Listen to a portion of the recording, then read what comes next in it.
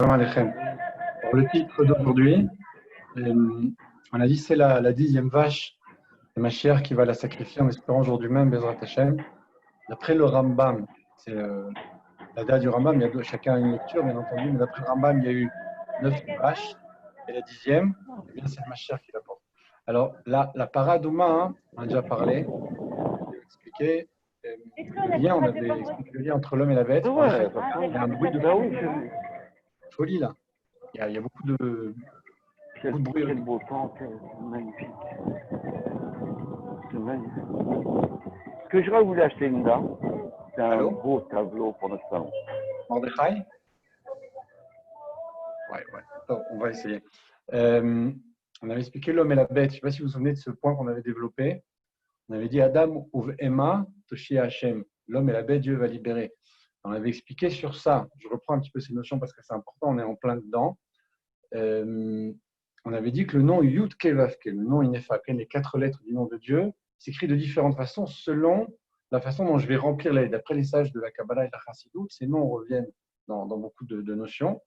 On a ce qu'on appelle Av, Sag, Ma ou Ben. Je vais expliquer. Av, c'est une valeur numérique de 72, Sag 63, Ma 45 et Ben 52. Alors c'est quoi? C'est le nom Yud Kevavke que j'écris selon l'ordre qu'on vient de donner maintenant, avec un remplissage des lettres différents. Lorsque j'écris Yud, je l'écris toujours de la même façon. Yud, Vav, Dalet, donc je lis Yud. Lorsque j'écris le He, par exemple, je l'écris He, Yud, He ou He, Aleph. D'accord? Donc selon ce remplissage, je vais avoir toutes les lettres en Yud, toutes les lettres en Aleph ou en He. Je vais avoir une valeur numérique différente. Et là, on avait expliqué aussi, on avait dit donc, selon ce remplissage, j'ai 72, 63, 45 et 52. On avait dit 45 devrait passer après 52. Pourquoi 52 est le dernier alors qu'il est plus grand en valeur numérique que le précédent? Il est entre le 63 et le 45. Et là, on avait expliqué, on avait dit le 52, ça correspond à Ben, à la BMA. Et là, il y a quelque chose de double. Il y a une espèce de royauté. La royauté, on a dit, c'est pas une espèce, c'est la royauté. Il y a donc une espèce de doublon, plutôt, c'est ça que je voulais dire. La royauté, donc c'est double. On l'appelle dans la Kabbalah Marata Marpella, la grotte double, puisque c'est là que se trouvent les couples, qui sont Adam et Chava, Avram et Sarah, etc. Donc c'est une image. Ce nom-là est double. Donc en vérité, sa vraie valeur, c'est 26, et il est dédoublé, il devient 52. Pourquoi je vous dis tout ça? Bien entendu, parce que ce dernier nom, qui est le Shem Ben, ou Ban, selon les écoles, qui est 52, a la valeur numérique de BMA. Or, BMA, on a dit, c'est la bête pure. Ça correspond pour nous à la Paradouma, dans notre paracha, mais ça correspond aussi et surtout au Mashiach. Donc, Mashiach apportera la 10e vache. On est ici dans une plénitude, on est ici dans le dévoilement final. Donc, le Mashiach, il est double. Pourquoi? Parce qu'il est Malchut. Malchut d'en haut, Malchut d'en bas. La royauté céleste, royauté terrestre. Donc, il est dans le double. Maintenant, ce qu'on avait expliqué aussi à l'époque, on avait dit, on n'y est pas encore, mais dans la paracha qui va venir un peu plus tard, Pinchas, il y a Balak et Pinchas. Nous, on est dans Balak, mais en France, vous êtes encore dans Roukat. Nous avons le lien, on a dit, entre l'homme et la bête. Adam ou Emma Toshi Hashem, l'homme et la bête, Dieu va libérer. C'est la traduction. Maintenant, on avait expliqué que l'homme, à ce niveau-là, ça correspond bien entendu à Adam, Adam de façon globale, Adam Arishon, et on avait dit l'homme pour nous, absolu par rapport à ça, c'était Pinchas. Pourquoi? Parce que Pinchas, c'est Eliyahu. Eliyahu est celui qui annonce le Mashiach. Donc on arrive toujours au Mashiach, on revient au même point. Et là, on avait dit il a une perfection telle qu'il va monter avec son corps au Gan Eden. Le voyage, entre guillemets, inverse que Adam Arishon a fait. Il était avec son corps dans le Gan Eden, il en a été chassé, puisqu'il a mangé l'arbre de la connaissance. Il a trébuché au niveau de cette notion-là de Gdusha qui lui était demandée jusqu'au Shabbat, etc. Il a mangé de l'arbre, il n'a pas attendu le Shabbat. Il a été chassé du Gan Eden. Donc, cette notion d'homme qui est chassé du Gan Eden, ça revient chez Pinchas, qui est Eliyahu, qui lui va retourner avec son corps au Gan Eden. Okay. Donc, là, on voulait en venir aujourd'hui, on avait déjà expliqué ça précédemment, mais on va revenir dessus parce que c'est une notion qui est très forte, qui se retrouve énormément. Et c'est là aussi un des développements qu'on va amener aujourd'hui. C'est que on a dit qu'il y avait des sens premiers. Alors, en prenant l'exemple d'Adam Arishon, ce qui correspond à Adam, c'est Keter, c'est la couronne. La couronne, c'est quelque chose qui transcende. On a ici la vue, l'ouïe, l'odorat et la parole. On a dit qu'Éther, c'est au-dessus. C'est quelque chose qui est bien au-delà. C'est la source de toutes ces sphirotes, de tous les sens, de toutes ces lumières qui vont venir. Elle est l'intermédiaire entre le Or Ensof, la lumière infinie de Dieu, et le dévoilement ici-bas. au niveau humain, au niveau morphologique. On a ici les yeux qui sont au plus haut niveau, mais au-dessus de ces yeux-là, il y a les cheveux, il y a le keter, Ken, c'est des lumières qu'on maîtrise moins. C'est ce qu'on appelle en hébreu Aïn, le néant.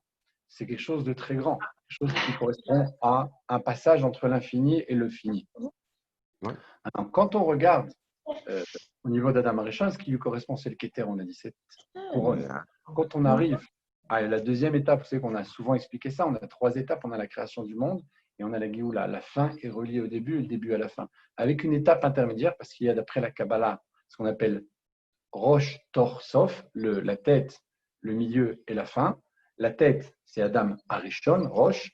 Tor, ce qui est au milieu, c'est Matan Torah, parce que c'est le but de la création du monde. La Torah et le Ham Israël, le peuple juif. C'est pour ça que le monde a été créé. Et la fin, ce dévoilement du début, mais à un niveau encore plus haut avec la Géoula, avec Mashiach. Maintenant, lorsqu'on est dans la création, lorsqu'on est à la première étape, on est dans le Keter. Lorsqu'on arrive dans Matan Torah, on a ici quelque chose qui s'appelle le Tor, l'intérieur, l'intériorité, le milieu. Ce milieu-là, il va être perturbé par quelque chose qui s'appelle le Hegel Hazav, le Vaudor. Or, Rashi le dit dans la Torah, Rashi le ramène là-bas, il dit il y a la mère qui va venir nettoyer les saletés de son fils, la tinofet. Les saletés que le fils va faire, c'est la mère qui va nettoyer. Pourquoi la mère? La mère, c'est la paradouma. C'est qui le fils, c'est le Hegel Hazav, le Vaudor et la vache rousse. C'est de l'or rouge là-bas. Donc, de la même façon qu'elle est parfaite dans sa rougeur, elle vient réparer celui qui était dans la clipa, dans les forces du mal, parfait dans sa rougeur aussi, mais dans la Vodazara, Gilou Yarayot et Shifrudamim, l'idolâtrie, l'adultère, les rapports interdits et le crime. C'est ce qui s'est passé là-bas lors du Hegel Hazav. Donc on voit que cette étape-là a été fortement perturbée, mais elle est réparée par la vache rose. Donc on voit ici l'importance, la force de la vache rose. Et on avait dit, donc sur la fin, Mashiach donc amènera lui la 10e vache. Donc on voit ici ce rapport. À ce moment-là, on avait également posé la question, je le rappelle aujourd'hui parce qu'on est dans la para, on avait dit, où est-ce que je vois ça dans la création du monde? L'homme et la bête, je le vois très bien. La vache va réparer le Vaudor qui a entraîné la brisure des grottes. Les grottes ont été cassées. On avait dit, donc Pinchas, lui, est celui qui va arrêter l'épidémie, etc. On a ici 2 niveaux très hauts. Où est-ce qu'on voit ça, là-dessus de la dans le futur, puisque Pinchas était lié au qui énonce la Géoula, et la vache rousse qui va impurifier de la pureté de la mort. Où est-ce qu'on a ça au début? On avait dit, la première mitzvah de la Torah s'appelle Perou, Urvu. Perou, c'est la gématria, la valeur numérique de para, plus le collèle, puisqu'elle est brûlée. On va faire de elle de la poussière, donc la poussière de la vache. Donc il va y avoir ici quelque chose qui est dans le feu, quelque chose qui est dans la mort, puisqu'on va devoir lui faire la shrita et la brûler, on va la tuer, on va la brûler, pour élever ensuite l'humain qui a été impurifié par la mort. Donc on voit qu'elle fait, entre guillemets, Messirut Nefesh, elle fait don d'elle-même. Donc il y a ici un adoucissement, il y a ici une élévation des gvurot, des sévérités du Vaudor. Donc para, le mot para, avec le collèle, avec le lui-même, valeur numérique de Peuro. On avait dit ensuite Revu, une valeur numérique de 208. C'est la même valeur numérique que Pinchas. Donc on voit ici l'homme et la bête de façon absolue lors de la création, parce que c'est la première mitzvah qui est donnée à l'homme. C'est pourquoi elle doit être faite dans la pureté, dans la sainteté absolue, parce que par cela naîtra une vache dont la robe est parfaite et naîtra un homme dont le corps et l'âme sont parfaits, puisqu'il est le Mashiach, c'est lui qui va racheter toute l'humanité, il va réparer ce qui a été esquinté lors de la création par nous tous, puisque nous sommes tous Adam Arishon. Alors, il y a un autre sujet donc, où je voulais arriver maintenant aujourd'hui et qui est quelque chose de fondamental et qui est gêné dans le verset, dans les versets, même si on va un petit peu avancer parce que Pinchas, on n'y est pas encore, c'est le sujet du pad.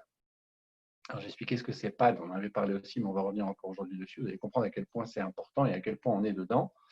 On a dans les Kitvé Hari, dans les écrits du Harizal, dans une période qui s'appelle les Shovavim. Vous allez me dire, il n'y a pas de rapport maintenant, mais vous allez voir qu'on va s'y retrouver. Une période qui s'appelle les Shovavim, qui sont Shemot, Vaera, Bo, etc. Toutes ces parachutes qui commencent à partir de Shemot jusqu'à Yitro, Mishpatim, Ken. Après, il y a Tat, Tetzavé, Trouma Tetzavé, il y en a qui les incluent aussi, mais ces périodes de Shovavim qui sont des parachutes qui sont des parachutes d'hiver en général, pendant lesquels il est de coutume dans le monde de la Kabbalah de faire des jeûnes. Bon, on n'est pas habitué à faire ça chez Chabad, c'est vrai, mais c'est dans les Kitvé Hariken, même l'Admorzaken le dit dans les Chod, justement, les Chod Shuvah, enfin dans les Giret Shuvah, il ramène les Chod Shuvah, il dit que les gens comprennent réparer la faute, eh bien je jeûne, je vais jeûner. L'Admorzaken dit non, c'est pas ça l'essentiel de la Shuvah, c'est regretter ce que j'ai fait. Je suis tombé, retombé encore une fois, Chazé Shalom, 100 fois, 1000 fois. La Shuvah, c'est arriver à un moment de dire je ne recommencerai plus. Et arriver à tenir sur ça. C'est ça la Shuvah. Prendre la décision, réparer le passé et et ne plus revenir dans le futur en réfléchissant à l'instant présent. Donc, c'est un travail sur l'homme dans l'espace-temps, comme on dit, donc en tout cas, ici au niveau du temps, réparer le passé et ne plus revenir dans le futur. Cette chouva-là, d'après Noirzaken, n'implique pas les tsom, n'implique pas les jeunes, mais c'est dans les Kidvari, c'est marqué comme ça. C'est comme ça que c'est écrit. Maintenant, il y a dans cette période-là une obligation de faire 84 jeûnes. C'est-à-dire 84 jeûnes, c'est beaucoup. Vous allez voir, c'est quelquefois un peu plus et même un peu moins. Il n'y a pas 84 jeûnes qui sont réalisés d'après les Mekoubalim, d'après les sages de la Kabbalah.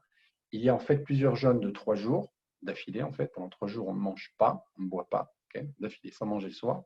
Puis il y a des jeûnes de 2 jours et il y a des jeûnes d'un jour. En fait, le jeûne de 3 jours est considéré comme un nombre plus important de 26, je ne sais pas exactement, je ne me souviens pas du chiffre exactement ici, mais en faisant ces jeûnes-là, dans la mesure où 3 jours sont multipliés parce qu'ils sont considérés comme plus nombreux, on arrive à un total de 84. Alors, c'est quoi ce 84, ce pad? Eh bien, c'est l'âge de Yaakov lorsqu'il a son premier fils. On avait déjà expliqué ça. On a dit que lorsque Réhouven va venir au monde, Yaakov a 84 ans. Pad, pédalet. Alors, ces 84 ans qu'il a, eh bien, la Torah témoigne, du jour où il est né jusqu'au jour où il va donner naissance, où il va procréer, il n'a pas vu une seule fois une goutte de semence. C'est-à-dire que la réparation, qui est la réparation des Shovavim, de cette période de 84 jeûnes qu'on fait pendant ces jours-là entre Shemot et Mishpatim, eh bien, cette période-là, une période de réparation de la faute du Brit, des rapports interdits, de perte de semences en vain, etc.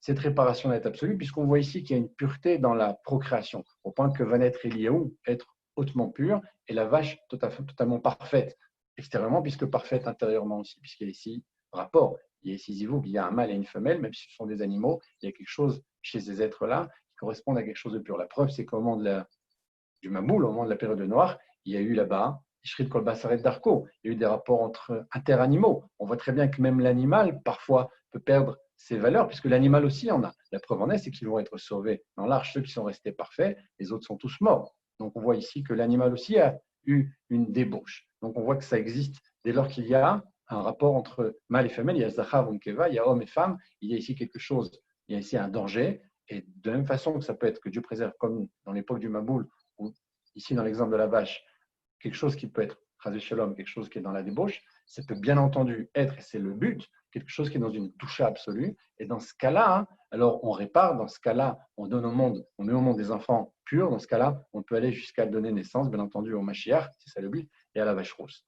Alors, ces 84 jeunes, donc ce pad-là, on avait dit, c'est la période, donc c'est l'âge qu'a Yaakov lorsqu'il donne naissance à son premier fils, sans avoir vu une seule goutte de semence depuis sa naissance jusqu'à ce jour. De façon incroyable, quand on regarde le premier verset de la Parashat Roukat, okay, on va regarder maintenant ici. Quand on regarde le verset, vous pouvez bien entendu vérifier, je sais qu'il y en a qui vont le faire, mais qui le font, c'est évident, et ils ont raison. Il ne faut jamais croire ce qu'on vous dit, sauf si c'est le rabbi qui vous le dit, il ne faut pas avaler ce qu'on vous raconte, il faut vérifier toujours. C'est une bonne chose. Sauf si c'est la Torah qui l'écrit, c'est la seule chose qui est vraie, c'est le contraire. On va remonter. Petite seconde. C'est du direct. Iné. Alors, Vaïdaber Hashem et Moshe Aaron est mort. Dieu a parlé à Moshe et Aaron en disant Zotru Katat Torah. Asher Tiva Hashem est mort. Daber el Ben Israël veikru lecha para aduma temima. Asher en bamum. Asher lo ala alea ol. Et si vous comptez les lettres de ce verset-là, qui est le premier verset en fait après le Vaïdaber, qui parle de la para mamash, il y a là-bas 84 lettres. Ce n'est pas par hasard. Il y a 84 lettres pour nous dire qu'il y a ici une pureté absolue, para adumat mima. Alors, il y a plein d'alachot sur ça, elle n'a pas de poils noirs, etc. Sa robe est parfaite, elle est rousse, elle n'a pas reçu de joug sur elle, etc. Une bamoum, elle n'a pas de défaut. Asher lorala, alea ol, on n'a pas mis sur elle quelque chose, on n'a pas chargé avec un poids, elle est restée, elle n'a pas été utilisée pour un travail. Donc elle est parfaite dans sa robe, elle n'a pas de défaut, elle n'a pas des oreilles avec une taille différente, elle n'a pas de toutes les alachot qu'il y a dans le Rambam qui explique quels sont les défauts d'une bête. Donc elle a perfection dans la robe, perfection physique globale, et elle n'a pas été sujette à un elle a jamais travaillé, elle n'a pas eu de poids à porter, elle n'a pas été esquintée par le travail. Donc, ce verset-là a 84 lettres. Donc, c'est un message. Il y a ici un pad. Et on avait dit ce 84-là, d'où il vient? Eh bien, il vient, on avait expliqué aussi, de ce qui représente le nom qu'on appelle le Shem Mab. Alors, je réponds à encore autre chose. Dans le Shem Mab, qui est par exemple le Hana Bechoar, on a là-bas 42 lettres. On a aussi 42 mots. La preuve en est, d'ailleurs même dans le Teilat Hashem, le Sidon de Chabad, il est écrit là-bas, dans les nouveaux en tout cas, il est écrit que l'on regarde les lettres et on est mechaven otam. On doit les penser ou les lire avec les yeux, mais on ne les dit pas, parce que ce sont des noms. Donc je dis Ana Bechoar Gedoula Tetra. Ces mots-là, je les dis, parce que c'est le texte, mais les lettres qui correspondent, les premières lettres de Sana Beken, qui sont le Aleph, ensuite le Bet, le Gimel, etc., ces lettres-là, je les regarde, je les pense, dans mon esprit, je les lis en pensée, mais je ne les lis pas parce que ce sont des noms saints. Donc il y a ici une kavana, y compris donc chez Chabad, on ne parle pas maintenant de Mekoubalim qui prie avec les kavanotes, on parle le âme, tout le peuple, tout le monde fait ça, toutes les communautés le font normalement. Il y a lecture double. J'ai la lecture des lettres et la lecture des mots. Je lis les mots et je pense les lettres. Donc j'ai 42 et 42. Donc je vois ici un doublon. Je vois ici 2 fois 42. Ce nom-là, ce Shem Mab, on l'a dit, c'est un Shem d'élévation. En slang, comme ça, en expression, d'après les Mekoubalim, ils appellent ça l'ascenseur, entre guillemets. En argot, on va dire des Mekoubalim, si on peut dire comme ça. Cette expression veut dire que c'est l'ascenseur. Pourquoi l'ascenseur? Parce que je le dis avant mon Arvit Shabbat, je le dis au moment du Kriyat Shema, je le dis au moment de la Sfirat Omer, je le dis le matin avant de mettre les tefilin. Je vais avoir à chaque fois cet ascenseur qui va m'aider à monter. On avait expliqué ça, mais le Kaddish aussi, à 42. Pourquoi il a 42? Parce que Veishtabar, Veitper, Veitromam, le Hari dit c'est 7 mots avec un Vav, Vav c'est 6, cette fois-ci c'est 42. J'ai aussi un ascenseur ici. Pourquoi? Parce qu'à chaque fois que je vais monter d'un monde à un autre, avant Baruchou, avant le Ken, avant de dire Odou, avant de commencer la tefila, il y a plusieurs étapes dans la tefila où je dis un Kaddish. Ce Kaddish me permet de monter d'un monde à un autre. Donc, ce 42-là, on a dit pour revenir au Nabechor, il est double. Donc, 42 fois 2, ça fait 84. Comment j'arrive au 42? On avait expliqué, il y a ce fameux Ekeye, Asher Ekeye. Je suis celui qui est. Okay? Je serai celui qui sera, on va dire comme ça. C'est au futur. Ce Ekeye a une valeur numérique de 21. 21 fois 2, parce qu'il est marqué 2 fois, en fait, il est marqué 3 fois, il revient encore à la fin du verset. Mais le Ekeye, Asher Ekeye revient 2 fois. 21 fois 2, ça fait 42. Donc, ça veut dire que ce qui correspond ici à ce nom, qui est le nom du dévoilement de Dieu, de Galout en Galout, de Géoula en Géoula, lorsqu'il est doublé, correspond au 42. 42, c'est les 42 voyages. C'est les 42 mots du Hana Bechoar, les 42 mots du Kaddish. On a ici une élévation. Ces 42 doublés me donnent le 84. Là où c'est magnifique, c'est que ce qu'on explique ici, parce qu'on comprend très bien qu'on a ici toute la notion d'élévation dans la tefila. La tefila, c'est le Ham Israël, c'est comme ça qu'on dévoile tout. Lorsque je continue sur la parashat Pinchas, le premier verset de la parashat Pinchas, Pinchas ben Elazar ben Anken, et Shivet Hamati ben Israël, eh bien, vous l'avez compris, dans ce verset-là, il y a exactement 84 lettres. Ce n'est pas par hasard, la Torah est précise. Vous vous souvenez de ces Abshemot, Vaïssa, Vayavo, Vayad, justement avant la Kriyat Shamsouf, Moshe va, il va y avoir l'ange entre les deux camps, etc. Moshe levait sa main, et là les sages dans la main nous disent, eh bien, c'est 72, 72, 72, il y a 3 versets, trois versets ont chacun 72 lettres, mis bout à bout, mis ensemble, je crée 72 noms de 3 lettres. Il y a un message. Si les psukim ont tel nombre de lettres, c'est parce qu'il y a quelque chose. Si j'ai ça dans Pinchas, qui est Eliyahu, donc Eliyahu Hanavi, et si j'ai ça dans la Paradouma, 84 lettres ici, 84 lettres là, c'est-à-dire que c'est Adam ou Emma, l'homme et la bête. Ok? Alors, ça, c'était pour le message du pas, du pédalet. Donc, vous avez bien compris, la réparation du Brit, la réparation de l'homme, parce que c'est la première faute.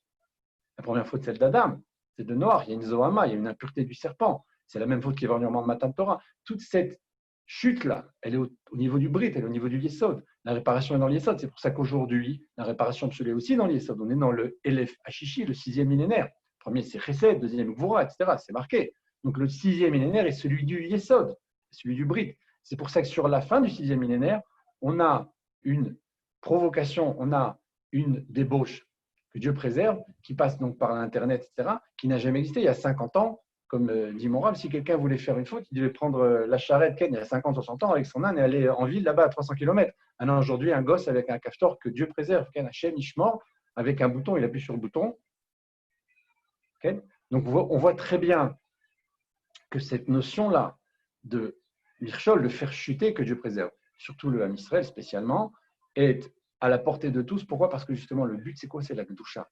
Le but, c'est de réparer la faute première, de réparer cette faute qui a existé tout au long de l'histoire, mais aujourd'hui encore plus. Et comme justement, c'est la réparation absolue pour un Mashiach, eh bien, c'est la faute absolue. C'est un degré. On a multiplié par 1000 la possibilité que Dieu préserve de tomber, qui existait avant, à l'époque, il y a 50 ans, 100 ans ou 1000 ans, n'existait pas de cette façon-là. Aujourd'hui, c'est quelque chose de... Alors, pourquoi c'est comme ça? Parce que justement, on est dans le pad. On doit réparer ça au niveau de l'homme et de la bête. Maintenant, si vous regardez bien, si vous vous souvenez du cours précédent, on avait expliqué qu'il y a ici quelque chose d'absolu dans le souffle. Alors, ce que j'ai commencé à expliquer tout à l'heure, on a dit au niveau d'Adam Rishon, il fallait réparer le Keter, il fallait réparer la couronne. C'est pour ça d'ailleurs que sur la fin, le virus qui décime aujourd'hui, que Dieu préserve, il est dans la couronne. Le nom même, c'est la couronne. Pourquoi? Parce que justement, la fin est reliée au début. Quand on arrive à Matan Torah, on est descendu, on est passé à la vue et à l'ouïe. On a descendu de degré. La réparation là-bas, elle était justement dans la vue et l'ouïe. Pourquoi? Parce que les voix et les sons du chauffard, on les a vus, on ne les a pas entendus. Normalement, je dois les entendre. On va expliquer ça longuement. On est dans un dévoilement totalement différent, dans la mesure où tout le peuple devient prophète. Toute la réparation ici, c'est justement d'arriver à passer du chemin, de l'écoute, à la vue. Pourquoi? Parce que Dieu va dire les 10 paroles en même temps, les 10 commandements en même temps. Comment tu fais pour les entendre? C'est impossible. Si j'arrive à m'élever au niveau de la névoie, si j'arrive à entendre avec mes yeux, ce qui est marqué, Kol Ha'am Roim, mais tout le peuple voit, voit le son du chauffard. Comment je fais ça? Justement parce que j'arrive à m'élever dans la névoie. Si je suis dans la névoie, Dieu peut dévoiler absolument tous les messages, je les reçois. Si je ne suis pas dans la névoie et qu'il y a les paroles qui s'expriment en même temps, vacarme, son, il y a un son, j'entends rien, je ne reçois pas.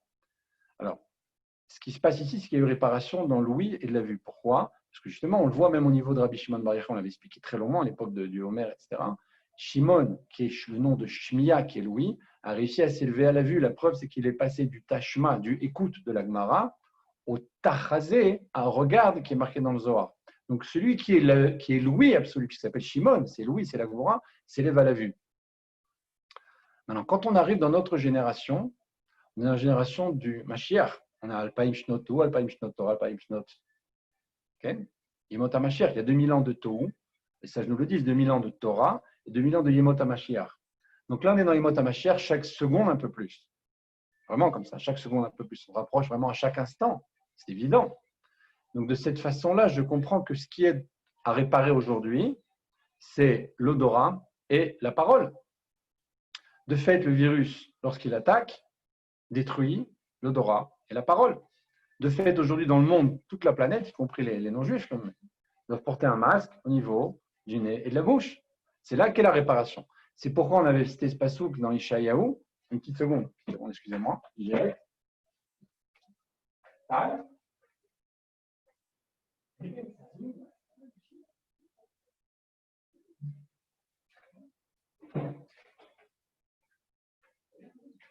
Désolé. Un petit compte qu'on a réglé avec les jeunes, ils sont en vacances pour prochain. On est revenu, donc on est ici dans l'odorat et la parole. La preuve, donc, on l'a dit, c'est que le masque que tout le monde doit porter se porte ici, sur ces sens-là. Et vous vous souvenez du verset, on avait dit dans Ishayahu, je ne sais pas si vous en souvenez, on va le revoir en tout cas, on va essayer de le revoir ensemble. C'est du direct. Okay. Et on a dit, alors on avait expliqué donc au départ, quand Dieu se dévoile, il y a 4 galouillotes. Il y a 4 sens, et puis il y en a un cinquième qui transcende tous les autres. Il y a la vue, l'ouïe, l'aura, la parole. Donc il y a 4 galouillotes, et puis il y en a un cinquième, on avait expliqué le Vav, les 4 endroits où le Vav, Yaakov l'a pris d'Eliaou, le cinquième il va lui rendre. Les 4 galouillotes, le cinquième c'est la Géoula, ça revient, c'est redondant. Eh bien c'est vrai pour nous aussi. Ça veut dire que ce qu'on a eu jusqu'à maintenant, c'était les notions des 4 galouillotes. Maintenant on arrive à la Géoula. Donc on arrive à dévoiler un cinquième sens qui fait partie des autres sens. Cet odorat qui est le ressenti, il n'est plus seulement sentir, mais ressentir. Sur ça, on avait dit quand le deuxième verset de la Torah, on est dans le deuxième, on est encore au début, okay?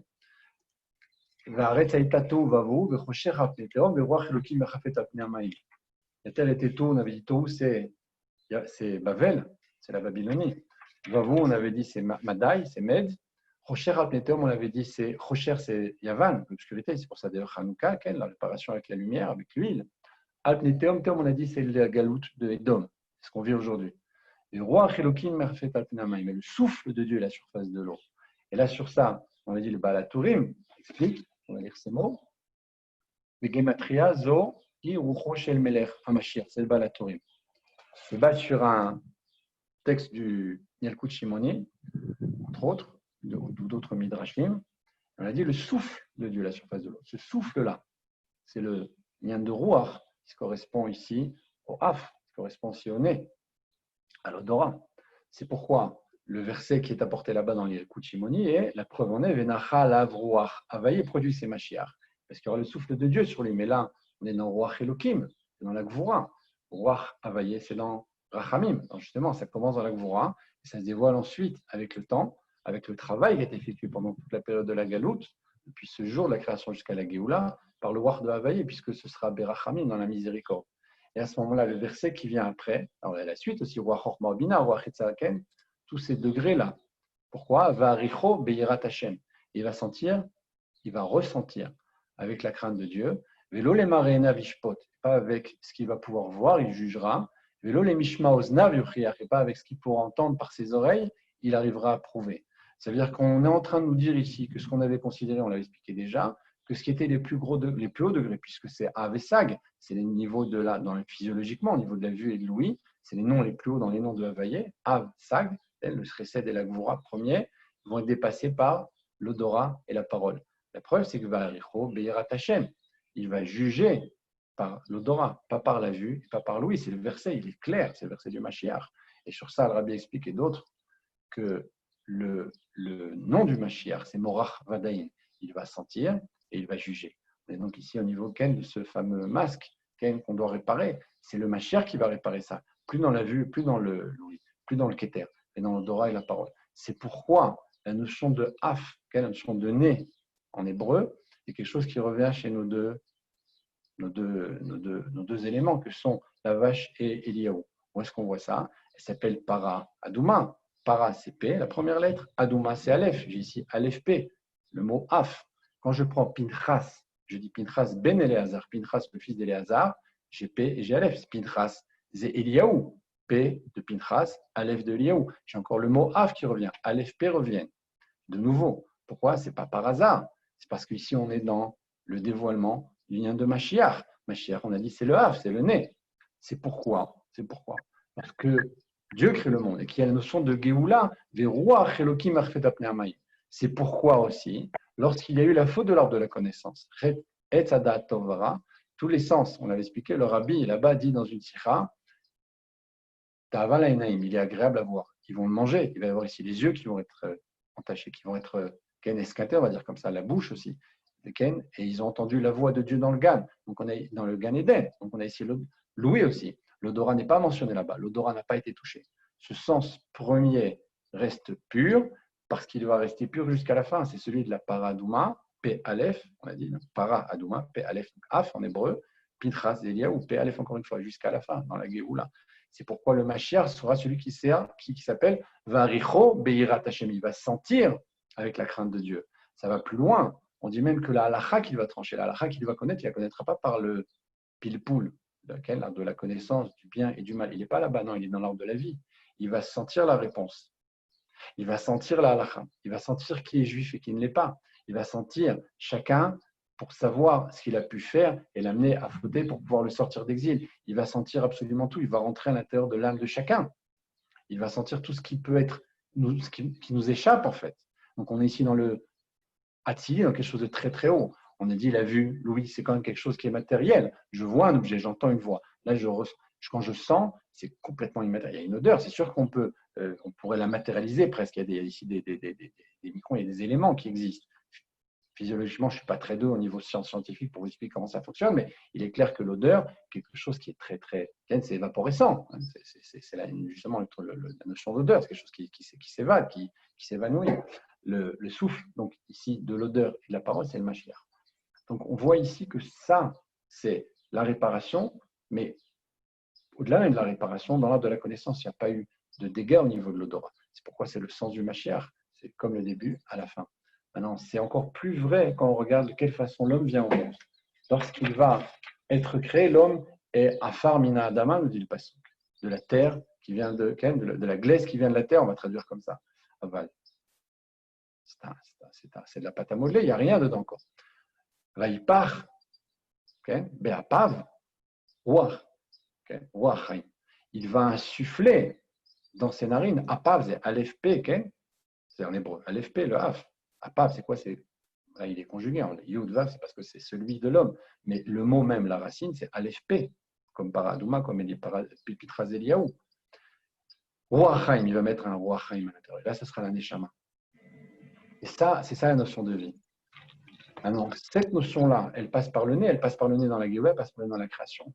Si on regarde le fameux texte de Yecheskel, où il parle ici de. Yecheskel se trouve sur une vallée. C'est ce qu'on lit à Pessar, si je ne me trompe pas, au niveau de cette Haftara connue, où Dieu dit à l'homme, prophétise sur ses ossements. Et alors, à ce moment-là, ils vont s'habiller, ils vont commencer à avoir de la chair, des nerfs, etc. Et puis Yecheskel dit à Dieu, mais ce sont des corps morts, inertes. Alors, il dit, prophétise, homme prophétise, et il dit, et mets un souffle à l'intérieur. Il faut rentrer là-dedans, un roi. Et lorsqu'il rentre, le roi, une armée immense s'élève devant lui. Et le verset qui suit, il dit, eh bien, cette armée-là que tu vois qui s'élève devant toi, eh bien, c'est le peuple juif, c'est l'homme Israël qui retourne sur sa terre. C'est le verset même de Yecheskel. Je ne suis pas ici de faire une démarche de l'agence juive, comme on dit à chaque fois, mais c'est marqué, il dit, cette armée-là immense, c'est le peuple juif qui revient sur sa terre, qui revient sur la terre d'Israël. Donc, c'est quoi? Ça va se passer comment avec ce lien de roi? Sans roi, on n'est rien. C'est toute la différence entre un homme vivant et un homme mort, ce souffle-là qui sort par le nez. Alors, ça va même encore plus loin. Il y a des textes connus dans la Chassidoute par rapport à ce qu'on lit dans les Pirkei Avot pendant cette période d'été. Il y a un texte qui est comme ça, qui dit la chose suivante, qui vient lui cette fois de Ishayahu. Atira ki itran mi mizracha vizaracha mi ma'arav akabetz chaydi. N'aie pas peur, je t'amènerai du Mizrach, du Mara, je vais te réunir, je vais te rassembler. C'est la kibbutz galouyot. Amar la tzafon teni le teiman al tichlaït avi bnei merachok bnei merachok ou bnotai mikce haaretz. Il dit au nord, donne-moi, et à Teiman, donc ce qu'on appelle le Yémen, ne détruis pas. Avi bnei merachok, je vais amener, je vais amener mes fils de loin et mes fils et mes filles du confin de la terre. Et le verset qui vient juste après, qui lui est plus connu, Kol anikra bishmi veichvodi berativ yetzartiv af asitiv. Et tout ce qui est appelé en mon nom et en mon honneur, pour mon kavod, je l'ai créé, je l'ai fabriqué et je l'ai même fait. Et alors là, sur ça, les sages de la Chassidut, en tout cas dans la Chassidut Rabat, c'est expliqué comme ça. Que l'irvodi, c'est le niveau d'Atilut, Berativ, c'est Bria, c'est les mots mêmes. Yitzirativ, c'est Yesira, Asitiv, c'est Asiya, c'est les mots, de façon claire. Mais vous voyez qu'il y a une différence, il y a une coupure, il y a un détachement qui devrait être expliqué. Il y a une différence fondamentale entre les trois mondes. Il y a une différence entre Atilut et les autres mondes. Il y a aussi une différence entre les trois premiers et Asiya. C'est quoi? C'est Berativ, Yetzartiv, Af, Asitiv. C'est quoi ce Af? C'est cette différence-là, ce Af-là. C'est ce LFP, c'est Para Adouma, Pinchas Eliyahu. Ça revient encore une fois dans les mots. Et ce Af-là montre le détachement qui est au niveau de Asiya, c'est-à-dire que la Géoula doit être faite ici-bas, dans ce monde matériel. Il n'est pas pour les anges, ce n'est pas pour les grands échamotes, c'est pour toute l'humanité, c'est pour l'homme Israël et aussi les autres, mais surtout pour l'homme Israël, d'amener le Mashiach ici-bas, ce qu'on appelle l'homme Atarton, le monde de Asiya, ou l'homme Hachafel, c'est comme ça qu'on l'appelle le monde bas. Alors ça, c'est l'enseignement de ce Haf-là. Donc on voit ça, on a dit dans la création de l'homme, on voit ça au niveau du Mashiach, on voit ça dans l'arbre de la connaissance, alors qu'il n'est pas touché, bien entendu, parce que c'est le sens du Mashiach lui-même. On voit ça au niveau du Cheskel, on voit ici, même, encore une fois dans Ishayahu, avec ce fameux texte qui dit Haf Asitiv. Au niveau de Asiya, il y a une coupure, il y a un détachement, il y a quelque chose qui va être différent par ce Haf-là. Ce Haf-là, on l'a dit, c'est Aleph P, c'est au niveau du P, c'est au niveau du roi. Alors si on regarde bien au niveau des sens, ça se recoupe complètement. Il n'y a pas ici de quelque chose d'étranger. Si je suis dans la vue, alors je suis dans quelque chose qu'on est dans le chesed. Quand je suis dans la l'ouïe, je suis dans la gvura, parce que la vue, je vois des milliers de détails. Dans l'ouïe, je n'entends qu'une seule chose à la fois. Quand je suis dans l'odorat, c'est pareil, je peux sentir des milliers d'odeurs, sans limitation. Dans la parole, je ne peux dire qu'un seul mot. Donc, c'est chesed ou gvura, chesed ou gvura. Je globalise un peu, mais c'est ça l'idée. Il y a chesed, multiplicité, Gvura limite. Encore une fois, multiplicité limite. Donc, ce qui était vrai ici dans la vue et Louis devient ici. C'est ce que dit Yitzhak lorsqu'il va bénir Yaakov. Béni, regarde l'odeur de mon fils. Pourquoi tu me dis regarde? Tu parles d'odorat. Parce que la vue ici, c'est quelque chose dans le chesed. Et je le rejoins ici avec l'odorat, parce que l'odorat aussi est dans le chesed. Il y a aussi multiplicité pour les deux. Donc je peux dire réach béni. Parce que justement, la vue est multiple comme l'odorat. C'est quelque chose qui revient à chaque fois. Et cette notion-là, c'est la notion même du Mashiach. Parce que le Mashiach, c'est celui qui va dévoiler ce degré complètement qu'on n'arrive pas à palper parce que justement est dans ce degré-là. Il n'est pas dans le matériel. Ani le Rocheval Hamor, il est sur le Hamor. C'est quoi Hamor? Le Bachel Tov dit c'est la chomri ou c'est la matérialité. Il la maîtrise totalement. Ça ne l'intéresse même pas. Il n'a pas de rapport avec le matériel. Il est Rochev. Il le maîtrise. Comme un homme qui maîtrise un âne, qui chevauche un âne, mais lui, il chevauche le matériel. Le matériel n'a pas d'attrait pour lui, n'a pas de rapport avec lui. Donc il est totalement dans le spirituel. Si on n'est que dans le matériel, on est étranger à tout ce qui est Torah, on est étranger à tout ce qui est spirituel. C'est obligatoire. Binyan, Agouf, Roman Nefesh. Je vais faire seulement la construction du corps, c'est la destruction de l'âme. Et la construction de l'âme, c'est comme ça que ça fonctionne. C'est immédiat, c'est automatique. Alors, quand on étudie et qu'il n'y a pas de roi, s'il n'y a pas ici de Névoie, il n'y a pas de roi Hakodesh, l'étude reste chitrite toujours. Elle peut être la plus large possible, elle peut être la plus puissante possible. S'il n'y a pas de roi, la compréhension est une compréhension limitée. S'il y a le roi, on peut prendre n'importe quel texte, on va le comprendre en profondeur, on va expliquer absolument tout, on va pouvoir tout lier. C'est exactement la même chose au niveau de la vie. Un corps sans roi, c'est un corps mort. Une étude sans Rouhani ou sans Kabbalah, sans Chassidut, c'est une étude entre guillemets morte. Il y a un danger. Les sages de la Kabbalah disent quelqu'un qui étudie sans le Sod, ça fait que Mamine, ça fait que le Mamine. Il y a un doute s'il croit en Dieu ou pas. C'est pas moi qui dis, c'est les Kidveri, qui devait du Ari Akadosh, d'autres sages dans la Kabbalah qui le disent. Ça va très loin. C'est pourquoi aujourd'hui on est dans l'évaporescence. C'est pour ça que Jean Ticouni est avec ce masque. C'est pourquoi ce verset-là de Morach Vaden, celui qui sent et qui juge, Odora et parole, c'est totalement d'actualité. C'est pourquoi ces notions-là se retrouvent dans la vache et dans Pinchas, parce que les deux commencent avec Aleph P, ce nom Afken. Il part Béapav, il a insufflé dans ses narines un souffle de vie. De la même façon que ça vient, de la même façon ça repart, que Dieu préserve. Ça passe par les narines, ça passe par ce degré-là. C'est toute l'information qu'il y a, en tout cas, entre autres, dans la para et aussi dans Pinchas, dans les semaines qui vont venir. En gros, les idées qu'on voulait évoquer aujourd'hui. Des questions?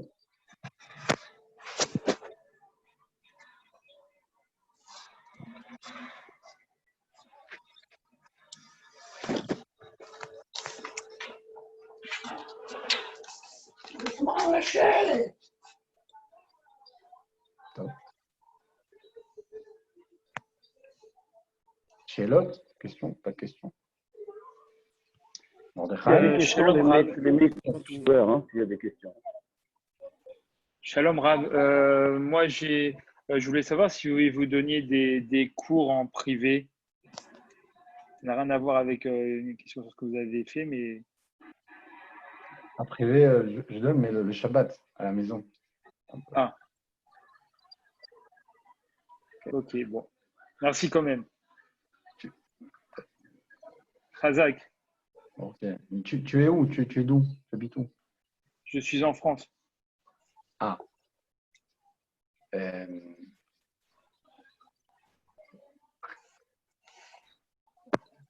Cours en privé. Parce que vous avez eu une étude qui est très très profonde et Baruch Hashem est simplée. Donc voilà, c'était pour ça. Contacte-moi en privé si tu veux après, c'est mon numéro. On peut essayer de réfléchir à quelque chose. Pourquoi pas, Bezrat Hashem. Merci Rav. Merci. On essaiera de trouver un peu de temps, Bezrat Hashem. Okay. Merci. Simcha, avec joie, avec joie. Mordechai. Mordechai. Il n'est pas avec nous. On va peut-être enchaîner encore sur un petit sujet, puisqu'il n'y a pas trop de questions. Mordechai n'est pas encore revenu. C'est un point qu'on avait aussi évoqué, mais qui revient souvent, qui revient beaucoup, et ça nous permet de comprendre. Est-ce que tu m'entends? Oui, je t'entends, Mordechai. T'entends bien? Oui, il n'y a pas de questions. Alors je vais enchaîner sur un autre sujet qui est encore sur la Paradouma. On a On a un va quart voir d'heure autre. encore. On a un quart d'heure Hein? encore. Oui, oui, non, pas de problème. Non, je faisais une afsaka parce que là, je suis pas sur autre chose, même si c'est la même chose, mais vu sous un autre aspect. On avait évoqué ça aussi très, très longuement. Je ne sais pas si vous en souvenez. La dernière fois, on a dit Vayamot Pinchas, Vayamot, pardon, Ben Ametim ou Ben Achaim Bataratzar Magefa. Je parle de ça maintenant parce que c'est aussi fondamental. Il s'est tenu Aaron entre les morts et les vivants, il a arrêté la Magefa. Comment il a fait ça? Il a fait ça avec les Ktoret. Vous vous souvenez, on avait évoqué ça. Les Ktoret, les encens, c'est l'odorat. C'est la façon qu'il avait avec elle. Alors, il n'y a pas de magie ici, c'est pas Ken. C'est un secret que Dieu a donné au Satan, que le Satan a donné à Moshe, et Moshe l'a transmis à Aaron. Ken, il y a une hiérarchie là-bas. Ce secret, il est divin. Mais comment ça fonctionne avec l'odorat, les Ktoret? C'est avec ça qu'on arrête la mort. Alors, comment on avait expliqué comment Aaron a fait ça? On avait dit à Aaron, en vérité, comment ici, entre les morts et les vivants, il faut une force terrible pour faire ça. Il a les Ktoret, c'est vrai, mais c'est Aaron qui le fait. Pourquoi? Parce qu'on avait dit Aaron est dans les Cohen, donc il est Chesed. Le Cohen, c'est l'Ish Chesed, c'est l'homme de la bonté. Mais il ne se tient pas dans le côté droit, on a expliqué, il est dans le côté gauche, côté de la Gvoura. Pourquoi il est du côté de la Gvoura? Parce que Aaron, on l'avait dit, Aaron est Lévi.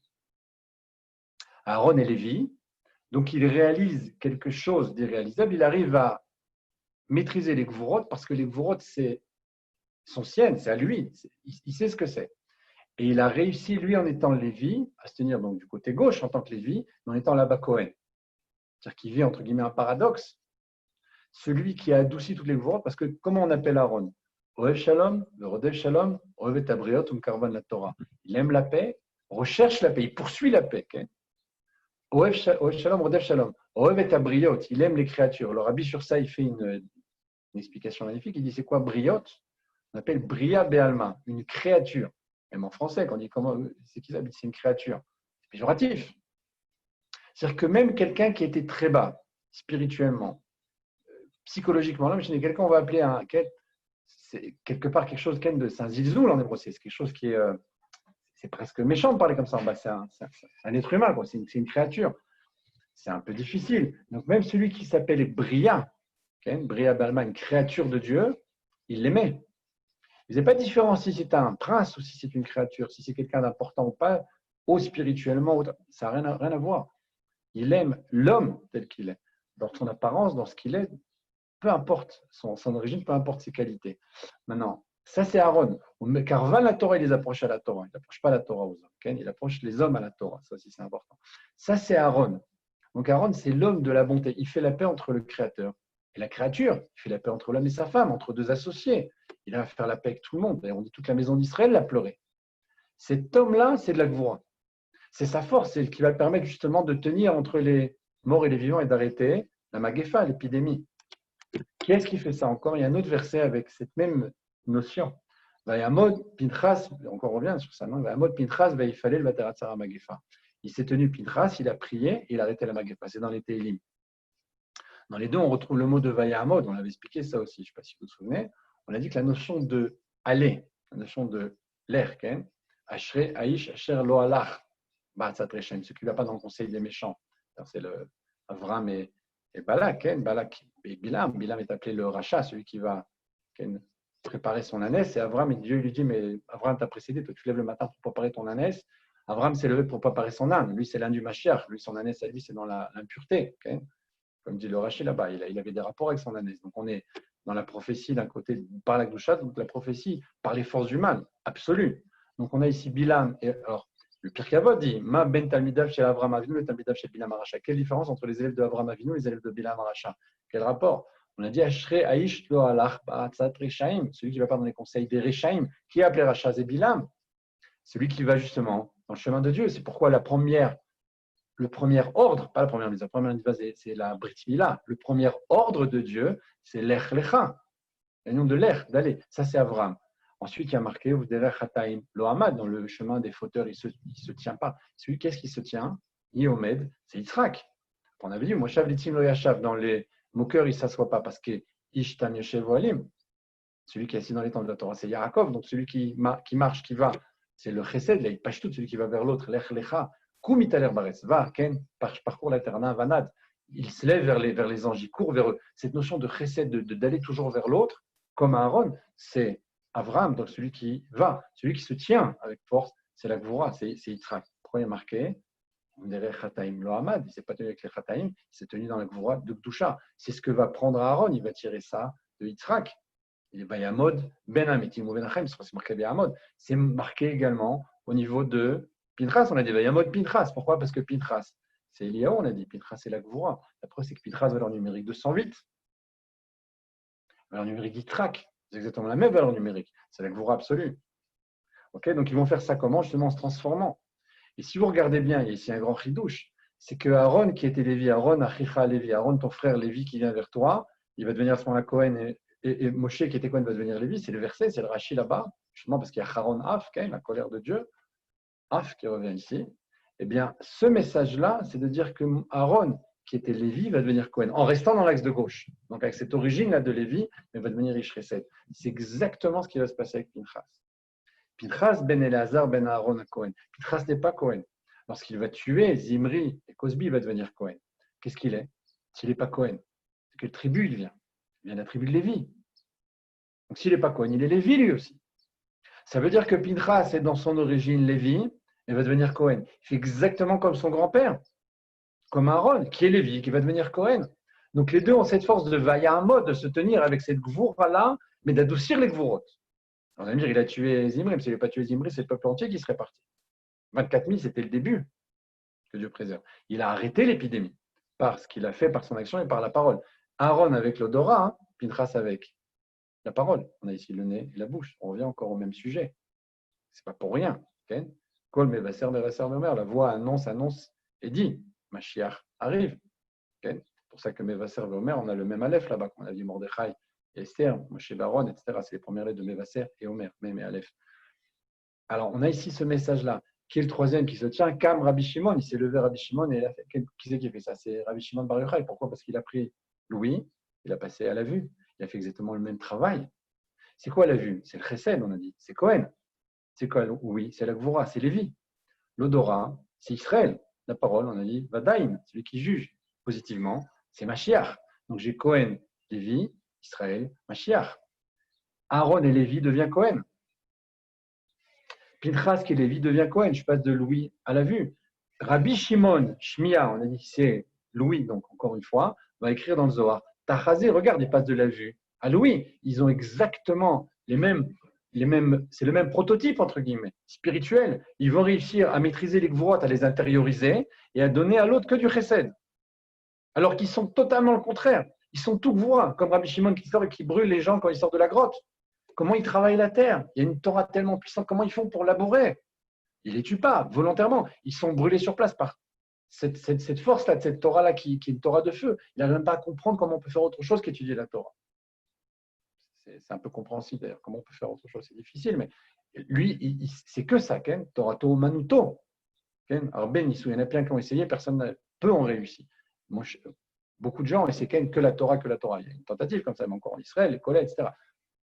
Bon, c'est déjà un autre problème. Qui est-ce qui arrive à être Rabbi Shimon? Je n'ai pas entendu encore, mais beaucoup essayent. C'est Besséder, mais Rabbi Shimon, c'est Rabbi Shimon. Sa Torah, c'est sa vie. Donc, c'est son travail, c'est sa parnassa, c'est quoi ton business? J'étudie. J'étudie quoi? Le Zohar. C'est moi qui l'ai écrit. C'est magnifique. C'est bien, c'est un beau travail. Bon, ça, c'est Rabbi Shimon qui a écrit le Zohar.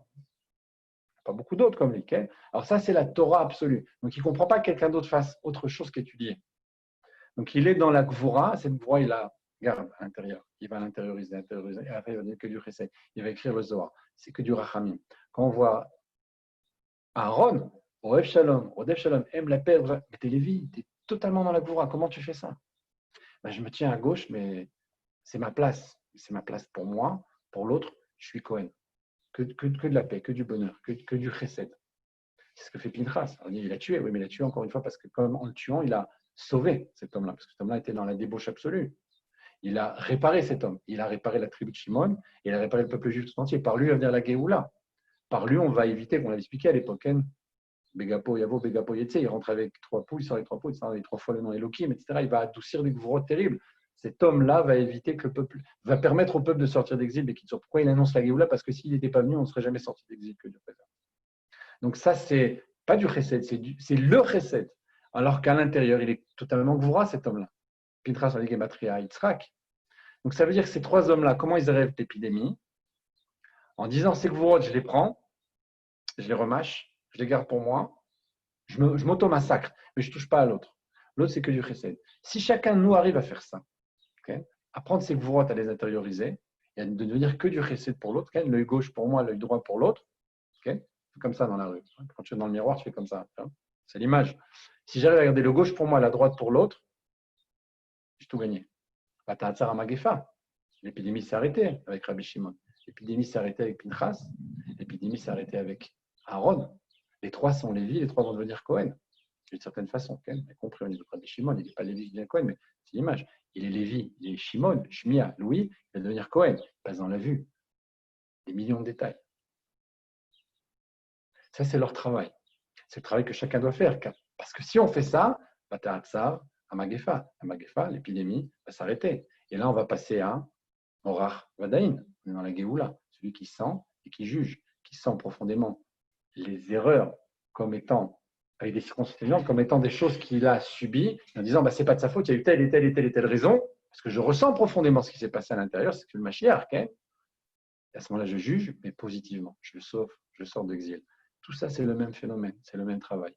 Par ça, il n'y a plus de Magefa, par ça, il n'y a plus de Galout, par ça, on est entre les morts et les vivants, et à ce moment-là, les morts qui sont ceux qui sont Shorné Afar, qui résident sous terre, deviennent les vivants. C'est ça le message. Entre les morts et les vivants, c'est le mort avant la Géoula, le vivant après la Géoula. C'est le Triatamétim. Ça, c'est possible de quelle façon? On a dit encore une fois par cette Gvura maîtrisée, cette Gvura intériorisée, et le Chesed totalement pour les autres. Que le Chesed pour les autres. C'était encore un des messages. Et c'est ce que fait la parade d'ailleurs, parce qu'elle va être brûlée, et par ça, elle va purifier comment? Justement en faisant Messirut Nefesh. Elle va donner sa vie pour réparer la faute du Vaudor, qui est la faute absolue, puisqu'on dit que les fautes qu'on fait encore aujourd'hui, ça vient de Zohamat à, ça vient de la pureté du Egel Hazav. Le Egel Hazav, c'est la pureté du serpent. Okay? Cycle. C'est pourquoi aujourd'hui le virus aussi, il est dans le rond. Okay? On est encore dans le même phénomène. On est dans le rond comme le Egel, puisque Egel en hébreu, c'est Igoul, c'est le rond. Le serpent, il est dans le rond. On prend le serpent, on jette à terre, okay? Il devient rond, il redevient un bâton. Vous vous souvenez de cette image-là? Donc le Egel, le Igoul, le rond et le droit, c'est ça tout le dévoilement. Et arriver à prendre les gvorot qui sont dans le rond, à les transformer en yosher, qui sont dans la gdusha, dans le chesed. D'accord? Parce que l'homme est chesed, l'homme est dans le droit, la femme est dans le rond. Akav nichnas, veitagel, le cave rentre et on s'arrondit. C'est ce qui se passe quand l'homme a un rapport avec sa femme, eh bien, il va donner dans le chesed, et là, elle va s'arrondir, va donner naissance à un enfant, le ventre va s'arrondir. On est dans le cave shinirnas veitagel.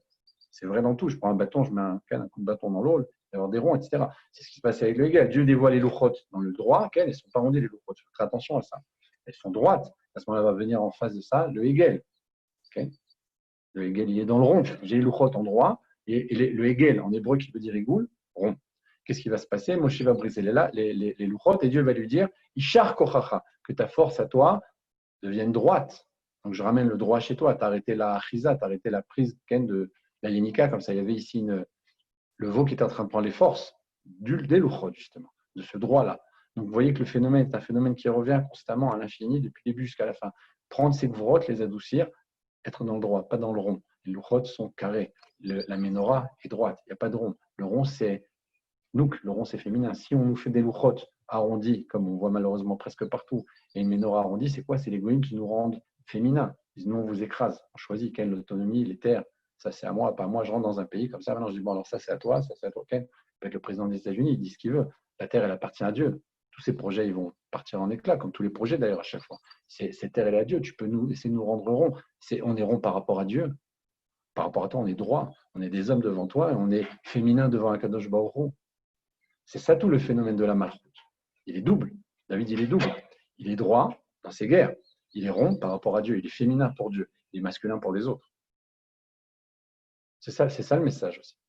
Donc, arriver à dépasser tout ça, à être totalement dans le droit, dans le chesed absolu, par rapport à Misrem et par rapport au Goïm, il faut être dans la Gvura. On n'a pas le droit de recevoir de cette rondeur-là, c'est la rondeur féminine. Elle est que pour Akadosh Baruch.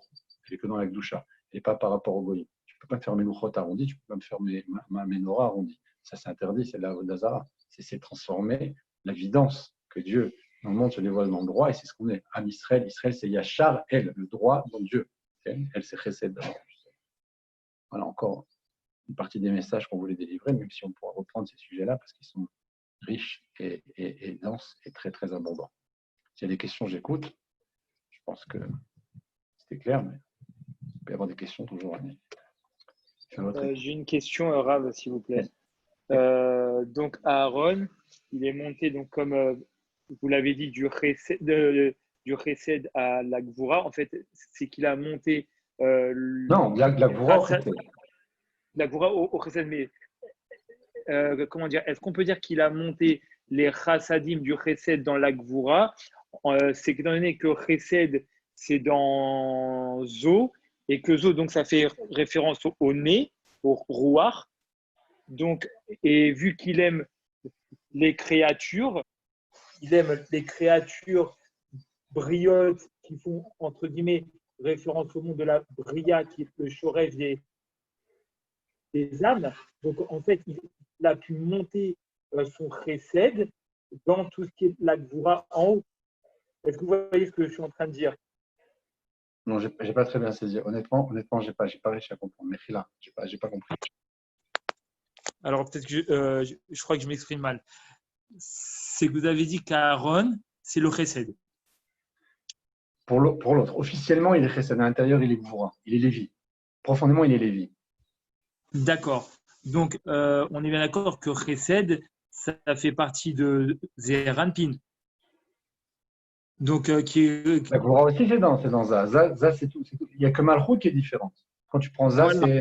c'est Chesed, Gvura, Tiferet, Netzach, Hod, Yesod. C'est tous les 6 midot. C'est ça. Ensuite, c'est que vous avez dit qu'il aime les briotes. Alors, est-ce qu'on pourrait dire que ça fait référence au monde de la Bria? C'est qu'étant donné qu'il est monté jusqu'en haut et qu'il voit que le bien chez les Juifs, qui est le Shoresh de l'âme, la Bria. Donc, c'est qu'en fait, il a monté son Chesed dans la Bria qui est dominée par la Bina, qui est comment dire, qui est tout ce qui est les Gvurot. Est-ce que vous voyez ce que je suis en train de dire? Je comprends un peu mieux, j'entends. C'est possible, mais toi, tu dis il est Chesed, donc il est au niveau du premier monde, au niveau d'Atsilut, et il est Metaken et Gvurot de Bria. C'est ça. Okay. C'est possible. Okay. Je ne sais pas si c'est l'allusion là-bas dans les mots, mais non, okay. Ça colle. Ça colle. Merci. Ok, c'est juste pour. Donc, juste pour un dernier point qu'on avait commencé à évoquer, mais je n'ai pas terminé, c'est quoi? C'est qu'on a dit ici dans le Chesed, on est dans le niveau de l'eau, okay, au niveau des éléments, parce que chaque chose a un parallèle. Ici, on est dans le feu, là, on est dans le Ruach. Et là, on est dans la phare, on est dans la poussière. Il vient de la poussière. Et avec le Ruach, la poussière devient quelque chose. Alors maintenant, ce niveau de Ruach et de Réach, on voit que c'est lié, puisqu'au niveau du nez, c'est l'odorat, donc c'est aussi le Ruach, puisque j'ai ici Maïm, Esh, Ruach, Afar. Le feu, l'eau, le souffle et la terre. Donc on voit bien que le souffle, le Ruach et le Réach se retrouvent ici. C'est pour ça qu'on l'avait expliqué la dernière fois. Dans les psukim, on a Venacha, Alav, Ruach, Havaye, va se poser sur lui. Le souffle, c'est quoi le souffle de Dieu? C'est Ruach HaKodesh, c'est une névoie comme il n'y en a jamais eu. C'est pour ça que c'est lié le parsou qui vient juste après, Varicho Beirat Hashem. Et il va ressentir avec la crainte de Havaye, justement. Sa proximité avec Dieu fait de lui un homme, un peu comme Moshe, Isha Elohim, moitié homme, moitié Elohim, comme dit les sages dans la Gemara, un homme totalement annulé, mais plus dans Elohim, mais là dans Havaye, dans le Rachamim, puisqu'il va juger chacun dans le bon sens. Donc on a ici cette notion de Venacha Alav Ruach Havaye, on a le souffle, et juste après on a Varicho, et il sentira. Donc le Ruach et l'Oréach, vous l'avez bien compris, il y a une lettre de différence, ce n'est pas par hasard, on est dans le même phénomène. Vu, oui, odorat, parole, donc odorat c'est l'odeur, là c'est l'eau, le feu, le souffle, donc le Ruach, et la terre. Donc vous voyez qu'ici le parallèle est absolu sur des choses qui sont écrites, mais là on fait le lien, même si c'est des choses qu'on connaît, là subitement on voit que ça fonctionne totalement, et ça nous explique nos deux psukim sur le Mashiach qui sont liés dans Ishaïaou, auquel on l'avait évoqué l'autre fois. Voilà.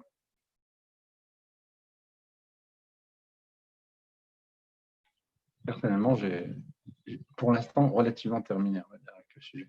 Relativement. Mordechai. Mordechai, vous êtes en studio? Oui, je suis là. Oui, je suis là. Mordechai, en direct. Je suis là, Yitzhak. Ça marche. Ouais. J'ai C'est bon, on peut arrêter, non? terminé pour aujourd'hui, on va dire comme ça. Pour Chazak aujourd'hui. Oumarou. Bon, tiens. Chazak Oumarou. J'ai tout écouté. Hein. Voilà, Kavod. Non, mais je vais te poser des questions après, de toute façon. Tu seras interrogé. Ben, tu vas une interrogation écrite. Chazak. Merci, Rav. Merci à tous. Merci. Merci à vous. Chazak, Koltou. Très bien. C'est Abraham. Carsantis, ça va?